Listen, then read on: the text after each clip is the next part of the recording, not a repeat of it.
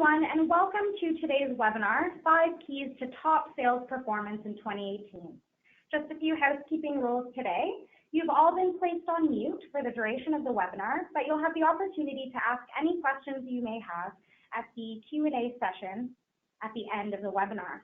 You may use the questions function in your GoToWebinar dashboard on the right-hand side.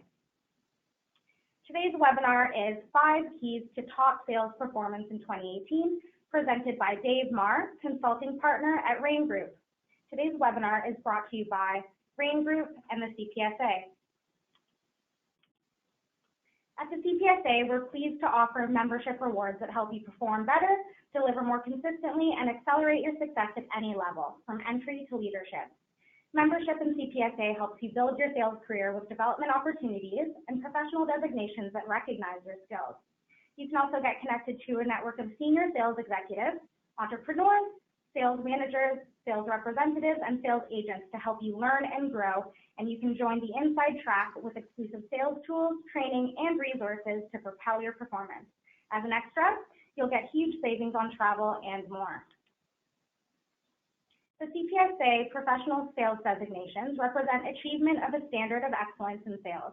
We offer a designation for every step of your career, whether you're new to the profession or a seasoned veteran leading a sales team. A Certified Sales Associate, or CSA, holder demonstrates a solid basic knowledge of success in fundamental sales roles. The Certified Sales Professional, or CSP, sets the gold standard in the industry, representing at least 4 years of experience in sales and a deep commitment to the highest levels of sales excellence on strategic large accounts. Lastly, Certified Sales Leaders, or CSL, have what it takes to impact on both an organization's bottom line and its overall sales culture. To get in touch with us, if you'd like to learn a little bit more on how you can achieve a CPSA designation, you can visit us at cpsa.com/designation. Today's webinar host, as mentioned, is Dave Mahr, Consulting Partner at Rain Group.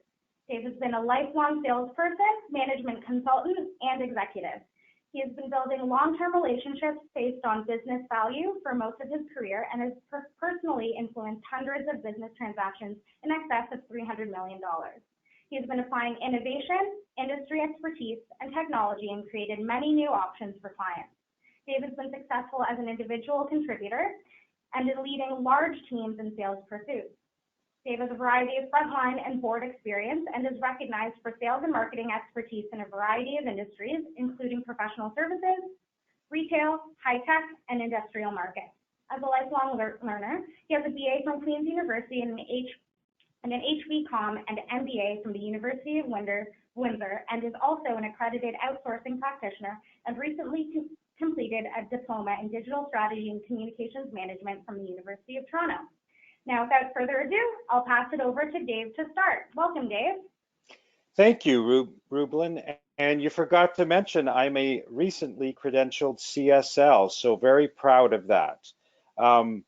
So the goal for today is to talk about a few things, perhaps jog your memory for many of you on some topics, and of course to encourage you to take some action to achieve your goals and aspirations. And as Rublin mentioned, we have a couple of polls, and there is an opportunity to ask questions, and really that'll make today meaningful. So I hope that you're able to send some questions in.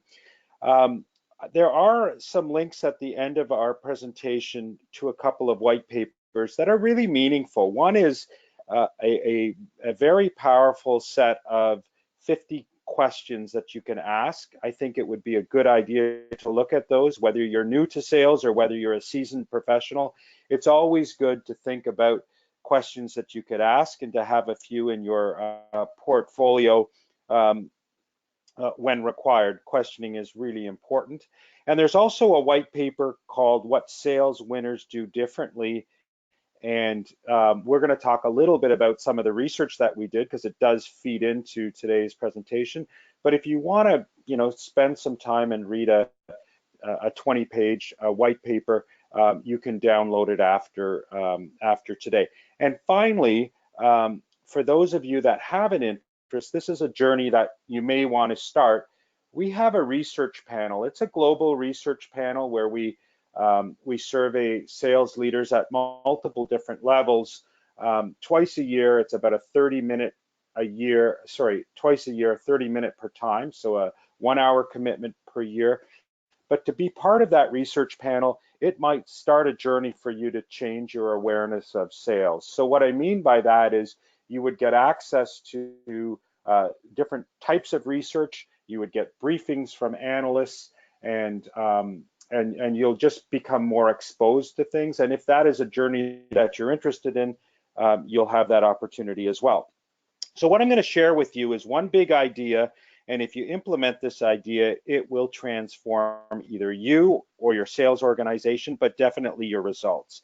And inside this one big idea, there are 5 keys that if you implement them, it will help you implement the one big idea. So they're related. So let's get started. Just as a quick setup, what we're talking about today was based on some groundbreaking research that we did across 20 different industries, multiple geographies, and with companies of different sizes.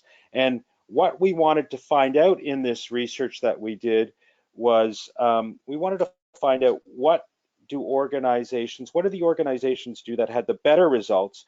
What did they do differently than the organizations that had average or below average results, and what did those results look like? So most of what we're going, and we'll flip the slide, most of the research slides today are based on that research, and it is all credentialized. So some of the major things we looked at were top performers. So the first thing we found out that top performers had a win rate that was greater than 40% on proposed or quoted business. The others, the group that we'll call the rest, did not have. They had win rates below 40%. We looked at whether or not top performers met their sales goals and that the goals were challenging. So something that took energy and effort. So not only did they win more sales and achieve their goals, but the other part of it was they were still maintaining some kind of premium pricing. So this was not a price-led drop my price to get the deal kind of scenario. So that's how we defined top performers. And if I was a leader of a sales organization, this is the kind of skills that I would want.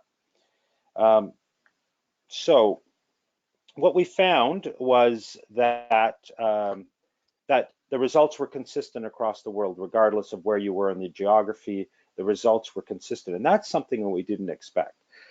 So we looked at this sales performance wheel. We looked at 72 core factors, and those 72 factors fit within the 8 wedges of something we call the sales performance wheel. And this is just a way, it's a framework where we can look at a sales environment in a structured way. The top part of it, strategy, structure, operations, and enablement, those parts of the sales performance wheel are put in place by the company, and they're there regardless of who the sellers or the employees are. Now the bottom part, talent management, training, capabilities, and motivation, those tend to be, although they're influenced by the organization, they tend to come from the individuals. So just, you know, that's just the setup of what we looked at, the format that we went through, and let's jump into what we found. So we'll go to the next slide.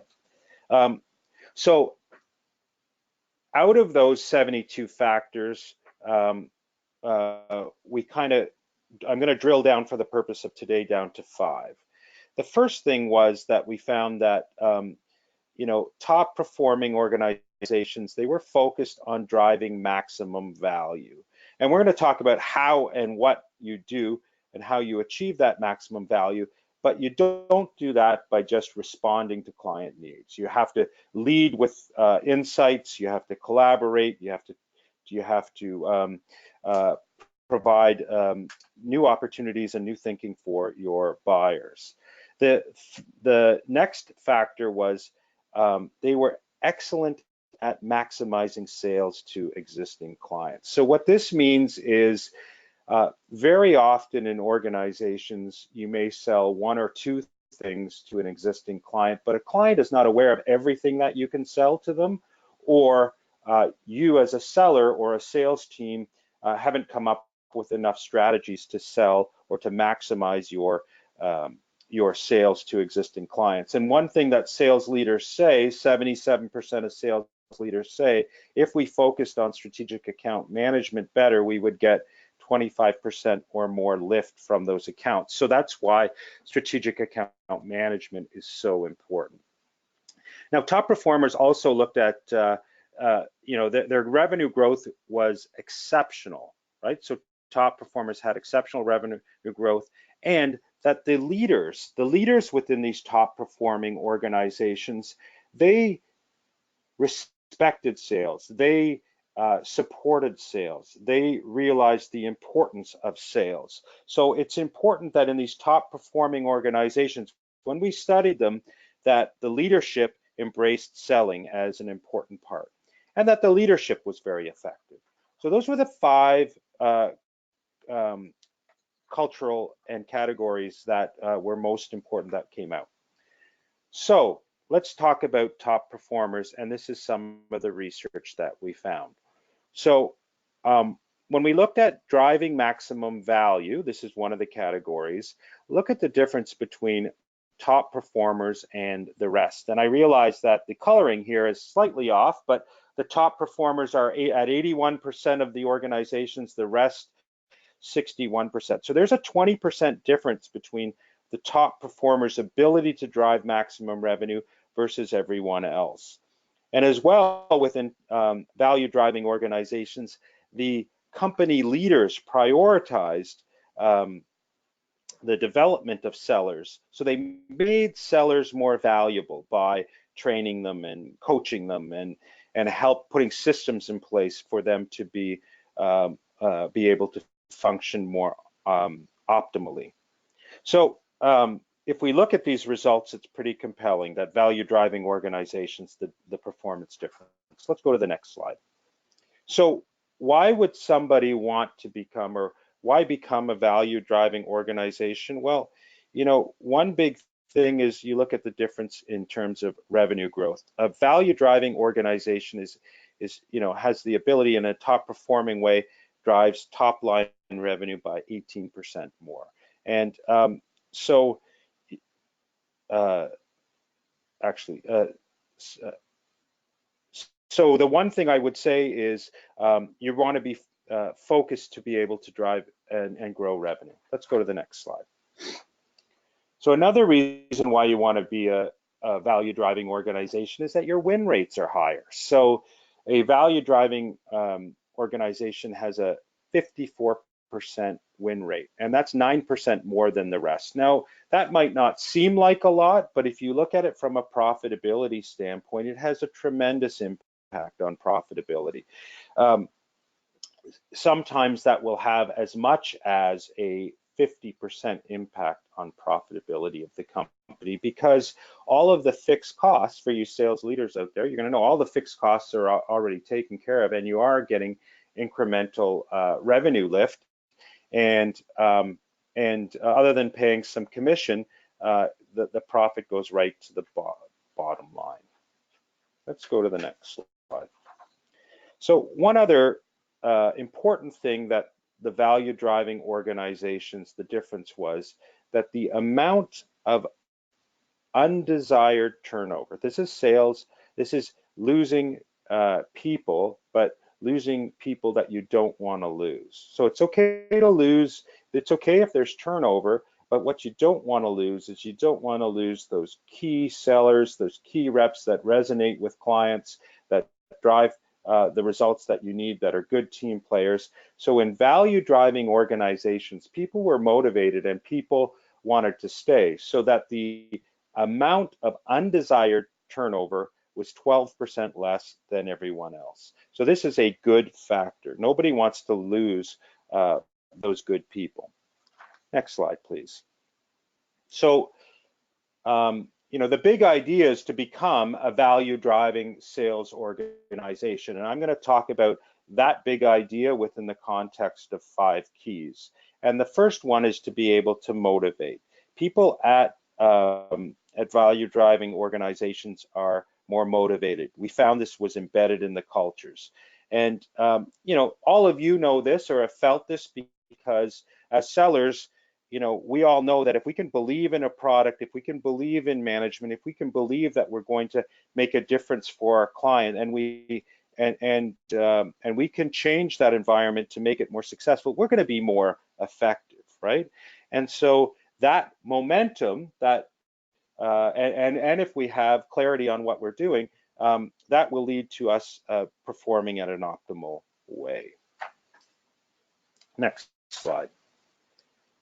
So the research also talked about culture, and I mentioned this a bit earlier, that the culture of a value-driving organization is, you know, 2.5 times more motivating for individuals. And this is an astounding fact. All of those wedges that I talked about in our sales performance management model, all of those factors are interrelated, but they're interrelated and they all affect motivation. Motivation is really powerful. Sometimes as sellers, we have the skills, but we don't have the motivation. Selling's a tough job.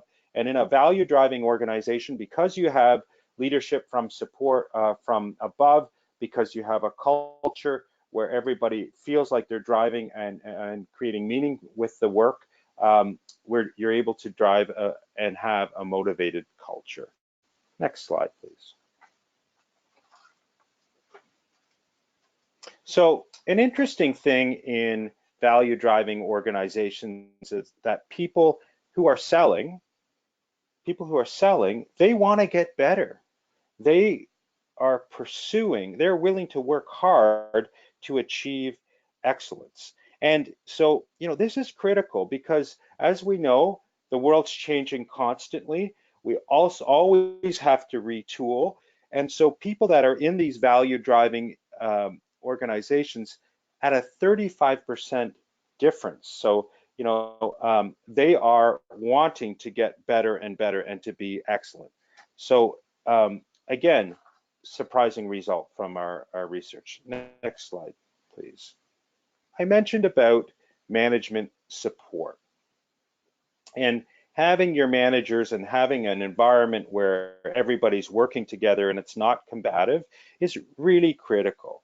So, you know, leaders enhance the environment by tying sales goals, first of all, doing goal setting, tying sales goals to personal goals, making those goals meaningful, working collaboratively with their sellers in ways to achieve those goals. Managers are proud to sell in these organizations, and they are proud to have their sellers lead. So, you know, a good manager does not want to be in the forefront and take over and close a deal. No, a good manager wants to prepare his team and play a role and have, you know, other people step up and deliver the results. That's the only way you scale. And so what we found is that in value driving organizations, the managers had the skills to be able to effectively create and sustain seller energy. And this is a really difficult thing to do.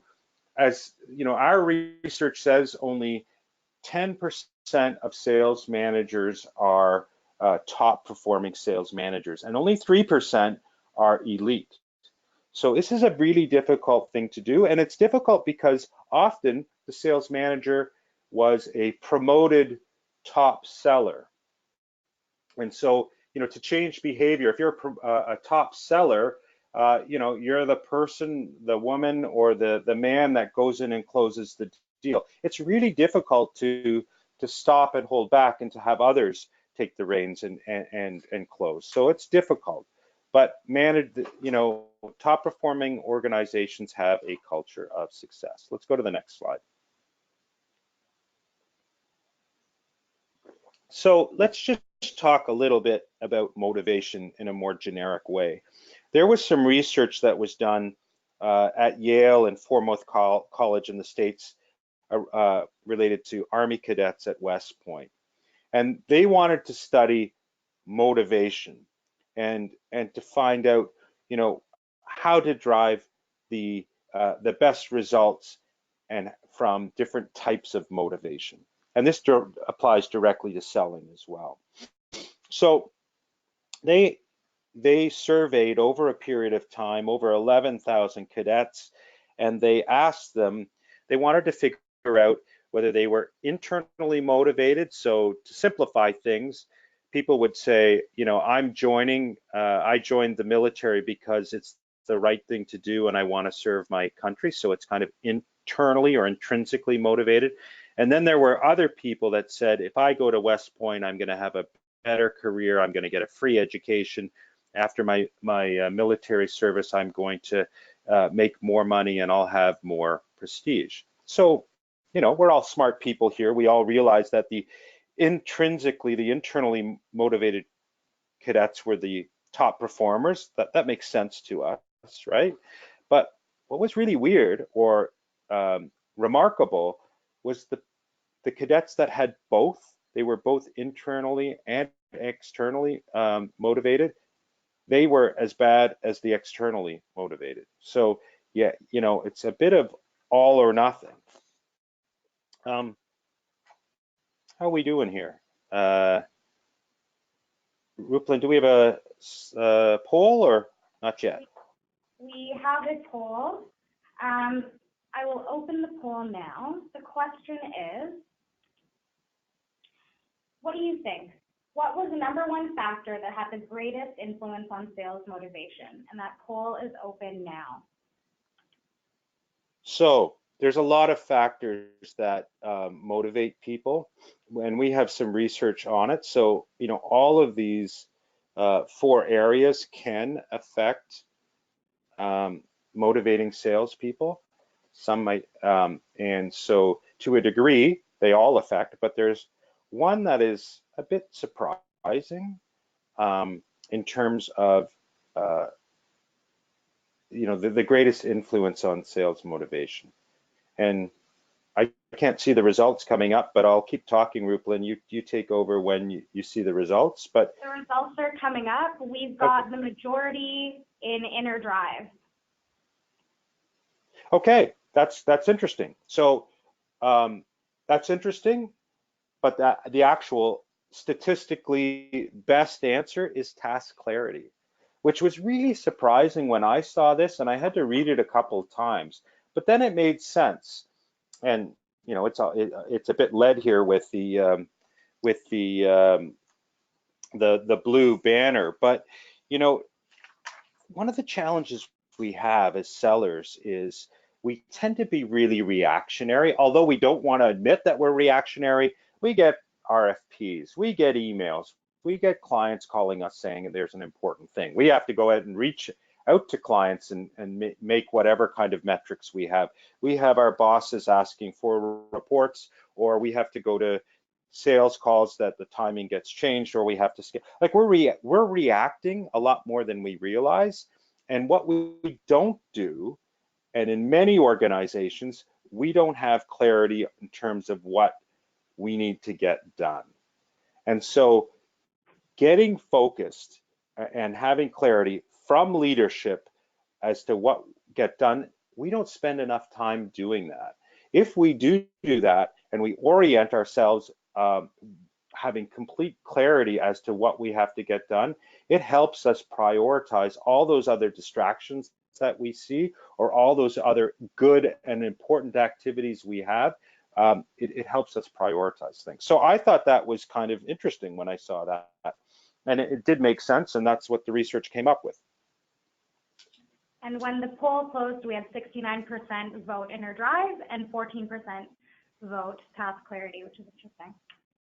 Yeah, it is. So join the research panel and you can ask more questions about it, or we can find out more details. But it's interesting looking at this stuff. And feel free, of course, to log in questions, you know, if you'd like. Okay, let's go to the next slide. So the first key is to motivate and to make work meaningful. And the second one is focus, just talking about task clarity. So, a big part of focus is to have action plans, have goals, have action plans, have a system. One of the big things about sales success is to have a solid world-class system that you can follow. And the action plans are important because it helps us with focus. It helps us remember the things that we need to remember, the checkpoints that we have to get through, the messages that we need to follow. And the more complex a topic is or a challenge is, the more importance a checklist or an action plan is. And there's a ton of research on this around, flying planes and surgeons and the different lists they have and how it keeps them focused and how it keeps them from missing different opportunities. And it is really, really relevant. And it's more relevant today with the amount of distraction that comes up in today's world, the amount of alerts we have, those kinds of things. So let's ask another poll question. The poll question is, what percentage of workers are distracted each day? Yeah, so this is an interesting one. And, so we have this Range Center of Research, and they looked at distraction rates. And many of you might have heard that selling has changed more in the last 10 years than it has in the last 40. But specifically the last 5 years, it's changed so much with the alerts, the notifications, the filtered information we get, the multiple media challenges that we have, whether it be Slack, Facebook, email, webinars, all these different things going on. So we are distracted quite a bit. Rupalin, I'll let you, how are we doing on the results? In terms of results, we've got 53% voted that 95% of the time workers are distracted, closely followed by 25% of the 25% of our voters voted 75%. Well, you're accurate, so that's great. The number is 95%, it makes sense. We're in this world where we need to create different strategies and tactics to manage our time, to keep people from and systems from not distracting us, to make sure we can focus, and to also have systems where we can motivate to focus under certain constraints. And we're going to talk a little bit about that. The other more poll. Okay. Did you want to ask what is the average amount of time that these workers are distracted every day? Okay, that's a good question. So it's interesting. When you get distracted, an interesting concept is you get distracted, how long does it take you to get back to task? So there's a disruption factor. That's an interesting thing to look at, and we've got lots of research on it. But the other thing is, the more complex a problem is, it takes you longer to get back on task. So as you become aware of you go on your journey of learning and saying, I need to focus more and I need to be more productive, and you start thinking about these things, of course, you become more aware of things. And I find that even though I have tasks and techniques that I use, like putting headphones on and putting notes on my door, saying don't bug me, I still have people bothering me. And maybe I'll talk a little bit about the disruption factor later on, but how are the results, Rupalin? We've almost got a tie here for 2 hours and 3 hours. Well, it's 2, and 2 is a big number. So if you think about that, that's a day a week. It's a day a week. That's like, so you could think of it, if you're a sales manager, you could say, oh my goodness, that's like 1 extra rep for every 5. That could be interesting. Or if you look at it as a seller, because I'm sure we've all had, when we think about things, if I just had 24 hours where everybody else stopped and I could just get caught up on everything, like this is a day a week. It's 2 hours a day, but 8 hours a week. Tremendous opportunity for productivity. Anyway, let's move along. So how do we become more productive? How do we focus? There was the last slide had something GIA, that means greatest impact initiative. I'll talk a little bit about that.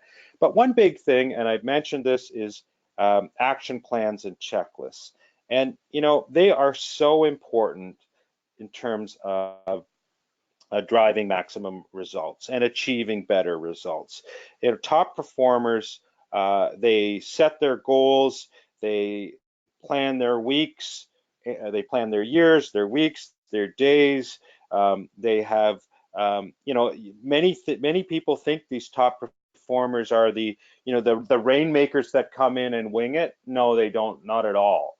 They may have charisma, they may have focus, they may be like a Harvey in Suits, but there's a lot of underlying systems and approach and preparation, and a lot of that has to do with having access to a system that works. Everybody has a system. Some systems are better than others, and of course you can, or your organizations can buy into systems. And so it's as simple as if you can somehow leverage an approach that somebody else has vetted and proven as world-class, then why would you not want to look at that and take what you can from that system or checklist and improve on it? So these would be things like, sales opportunity planners, which would mean being able to plan your sales calls, sales conversation planners, how to resonate, differentiate, substantiate, how to engage in better conversations with your clients, how to do better needs discovery. And this is something that we don't do a very good job of as sellers.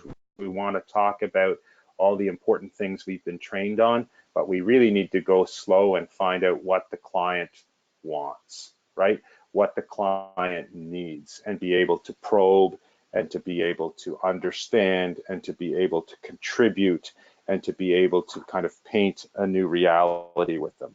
So we have all kinds of guides and solutions and checklists, and in those different parts of that sales wedge, something like a negotiation, you need to understand what you can trade, what you can't trade, where the guidelines are. You need to prepare for these things, and checklists just make ourselves so much more productive. And okay, let's go to the next slide. So I mentioned greatest impact activity. So this is a real productivity enhancement habit that is so important, and I'm really trying to work on this myself. But if you know what the most important thing for you to get done every day is, and you're able to start your day by attacking that most important activity, you'll get better results. And, I mean, it's simple and obvious, but it's perhaps changing behavior. It's like changing your eating habits. It's not easy to do. So, for example, if your funnel stinks, the biggest activity is to focus on your funnel and to not get distracted on it, and perhaps to focus in on that 2, 3, whatever hours per day, but to do that as much as you can. And so you need to figure out what the greatest impact activity is, and perhaps that is a good conversation if you're a sales leader, is to talk to your sales team to figure out what the most important things are, and maybe there's some reskilling or systems that you're unaware of that need to happen. Or if you're a seller, it would be a good idea to go to your manager and say, look, this is what I think the most important thing is for me to do daily, weekly, whatever, to achieve my number or to achieve whatever kind of business metric you're running after. So just being aware of that and working towards it will lead to better results. And we have, unfortunately, I'm just going to move on the topic because we only have 25 minutes left and we have a lot more to cover. So going back to a key to becoming a value-driving sales organization is the ability to execute. And we talked about the distraction factor. We're all distracted essentially, and the impact that distractions have, that really affects our ability to execute. And if we're not focused on the best things, then again, we're in this world where everybody is busy. I don't know anybody who is not busy, but the ability to execute and the ability to execute on the right things is critical. It's critical today. And and then the other part is, going back to the motivation, some of us do know a lot, but we just can't motivate ourselves to execute. So you might have the right skills, you might have the right environment, but for whatever reason, you're not picking up the phone or you're procrastinating or whatever. And I think many of us just spend too much time worrying about things. And so that's why I think this greatest impact activity is so critical in terms of executing. If you only execute against that most important thing, you're further ahead. Let's go to the next slide. So why is it difficult to, why is it difficult to execute? Well, this whole concept of multitasking, this is something that certainly historically, I would say I was proud of the fact that I could multitask, and I thought I was really good at it. And as I've read more and been made more aware of different things, multitasking is not productive. And that's why a lot of organizations in Silicon Valley are changing their business processes. Multitasking, first of all, really leads to stress. It leads to making mistakes. Your performance is similar in terms, it's segregated in terms of drinking or smoking marijuana or taking marijuana. And so as simple as a 3-second disruption or alert doubles sales errors or doubles errors. So there is a ton of research around how multitasking and interruptions destroy productivity, whether it's a buzz or whether it's somebody talking in the next office.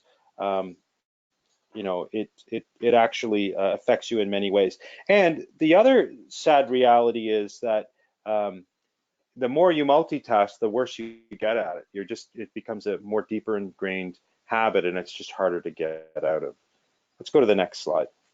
So top performing organizations, going back to, in a value driving organization, top performers, they're able to manage their time better. So they're able to focus, and their effectiveness is significantly higher, 34% higher than other performers. So there's, in these top performing value-driven organizations, it's almost like a missionary feel that this is important to focus. And this is driven from sales management, and it's driven from, I need to focus on finding value for my clients, and I only have a small period of time.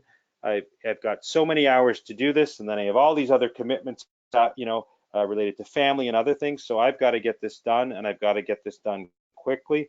And so this is just one area that the Rain Group spent an awful lot of time studying. Let's go to the next slide. So how do you do this? Like let's go back back to how, other than we talked about checklists as being something you can do, how do you become and how are you able to execute more effectively? Well, we have this concept called sprint into the zone. So you've all heard of time boxing or sprinting or different things. Our version of it is, because all the research that we found on time boxing, it was just dated. So we had to come up with something that was a shorter and more relevant to today's world. So much of the research says, you can spend 45 minutes or 90 minutes and time box something and try and get something done with a constraint. That's too long in today's world. So we have these sprints, and we'll go to the next slide. So sprinting into the zone, you get yourself ready to be able to get a task done. And this is going to sound really simple to do, and it's really difficult to do, or it was for me, and it is for me. So what I do is I put 20 minutes in my calendar. I say I have 20 minutes. I'm going to be focused on this one task. I'm going to shut off all my alerts and all my emails, and I'm going to time box something for 20-minute intervals. And it is really difficult to do. Within a few minutes, I find my head wandering. So I have a pad where I write all those distractions down so I don't forget them about people I have to call and follow up. But to be focused for 20 minutes is really tough. And so we have techniques where we try to teach people to focus in small increments, to take a break. And this is just one way to be able to execute really quickly. Now, this timer concept, it's funny, as you do it, what ends up happening when I go through these things is I forget about time. So I'm so focused on getting things done that I actually forget about my other commitments, and then I'm late. So that's why a timer is important. And it's also important because if other people see you working on something and they see a timer, they tend to leave you alone. So that kind of leads to creating the right environment so people aren't distracting. But let's go to the next slide. One thing that is important is to kind of avoid these distractions as much as you can. So to know what you need to get done, create an environment where people know they don't want to bother you, and where you know you're not going to have distractions, so that you can kind of focus on things. So the environment's just as important as your own headspace. So one thing that would be kind of fun to do, I mean, here I am talking into a computer for 45 minutes, but this might make it fun, is take 20 minutes, take an hour, block an hour in your calendar, take 20-minute chunks and focus on one activity. Maybe use some of the things I talk about, but just try to focus on that one activity. So sprint and see what happens. See if it's easy to do. I find it really difficult, but I find it really productive. And so, if you want to do that and then send me a note and say, hey, I did it, and here's the result I had, it would give me some meaning, right? It would make me feel that at least in this webinar, you've tried one thing, and that one thing has created some value for you. Let's go to the next slide. So going back to become a value driving sales organization. The fourth key is advise, and advise means, be a team player. You know a lot about. We've talked about checklists. We've talked about different activities and ways that we can help. Let's go to the next slide. We've talked about checklists here, the importance of them. So now let's just talk a little bit about some of the factors. And Rupalin, I realized we wanted to open this up for questions. So why don't we just move through this slide as well? Go to the next one. One of the most important things that you should think about is put yourself in the buyer's point of view when you're doing deals, and say, why should I act? Why should I act now? Why should I choose our company? And why should I trust that company? So you know, and if you start thinking about these things, it will really help you when you try to advise people, when you try to coach people, and when you try to do it themselves. The buyer perspective, and you answer those 4 whys, you'll be in a much better place in terms of trying to figure out how to move a deal through. Next slide, please. So I have a placeholder here saying advise and WinLab the opportunities. Next slide. I'll be talking about WinLabbing in a second.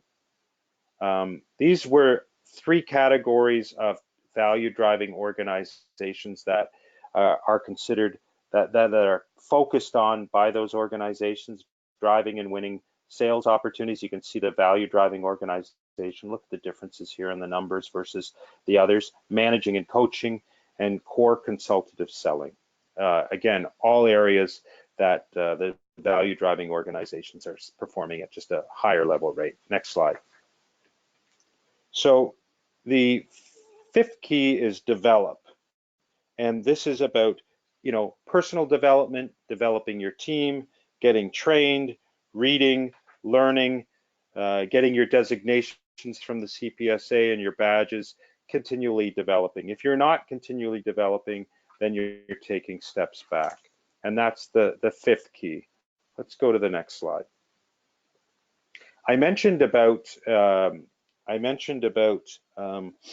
framework where you can brainstorm and come up with different ideas. And this happens to be a framework that we use that's simple to use, where you focus on the task that you want to get done. We call it PASS. The premise, it's a brainstorming exercise where you go through assumptions and truths. So you spend 10% of your time on what it is you want to achieve, and then 50% of your time on, you know, what are our assumptions, and then out of those assumptions, what are the truths, and then what can we deduce from these things? So what would be our hypothesis? And then we get to solutions. So if we go through this exercise, I think if you click it, it might build. I'm not even sure. Yeah, and click it one more time, please. So if you go through this exercise and you do this with your clients, through this process, you're going to build trust with your clients, and your influence, your ability to drive an opportunity increases as well. And this kind of is a setup for the next slide.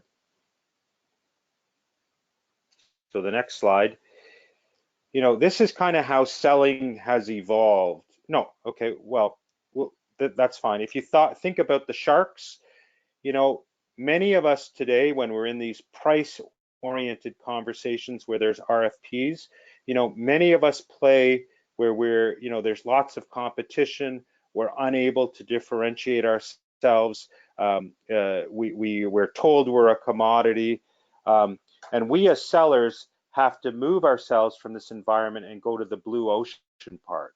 So in today's world, the top performing sales organizations and people are redefining the buyer's needs and requirements and taking them to a new place where the other sellers aren't. So we'll go to the next slide, and just to kind of use a graphic to show that, you know, this need buyer defined red area is, you know, you get an RFP, a buyer says, this is what I want to do and when I want to do it by.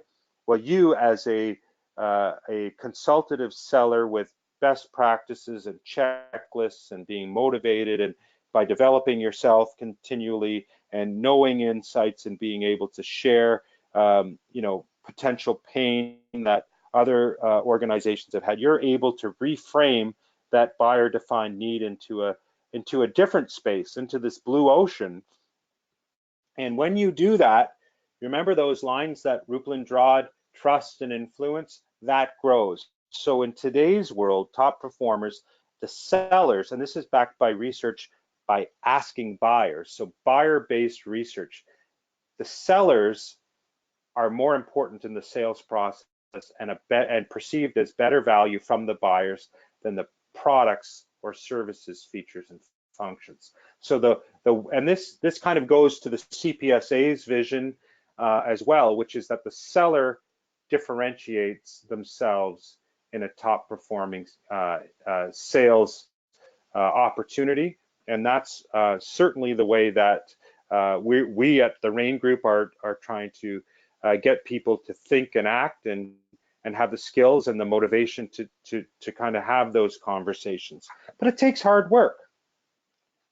So we'll go to the next slide. And Rupalin, I think we're almost ready for some questions.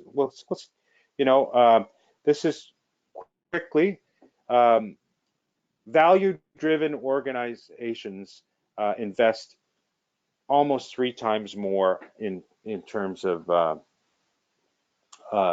training and development. There's a direct correlation to the results. Skills, attitude, importance, team building. So we'll leave it at that. They feel that sales training is important, and the numbers speak for themselves. Next slide.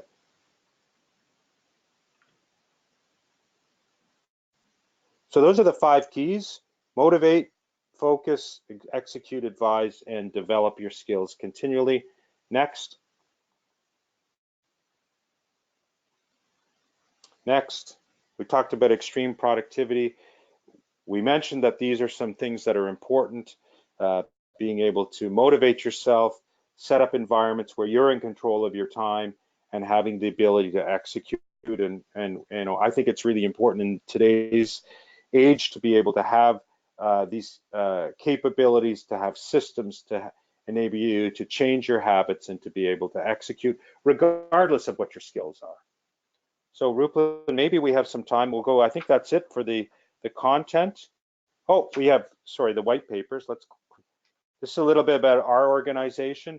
We're fully certified by the CPSA to deliver any of the portions of the competency model. We're a global organization. I happen to be one of the partners who have a responsibility for Canada, and we're excited to be part of the CPSA. And we differentiate ourselves based on the intellectual property, the research that we do, our systems, the way that we teach people. Those can be combinations of online, in-class. We have a gamification approach that organizations use. We use that for reinforcement. We do assessments of organizations so we can help sales leaders understand how to set up the right environment, how to motivate people, how to set up territories and structure, how to change management, and all of we do, it's all focused around business impacts and results. So enough about us. You can reach out to us if you're interested. So here's the promised white papers that you can download. For sure, take a look at the 50 most powerful sales questions. I put that on my LinkedIn profile. You can get it there, or you can get it at this link. The what sales winners do differently, a lot of that content is covered, some of what we talked about today, and I mentioned about joining the Rain Center of Research. Contact Janet directly or me. It's a great journey to go on. You'll learn more about sales and yourself by getting involved. Rupalin, maybe, do we have any questions? Yeah. We've got, so question and answer session is now open. To the audience, if you'd like to ask any questions, please do so using the question function in your GoToWebinar dashboard, as I see some of you have already.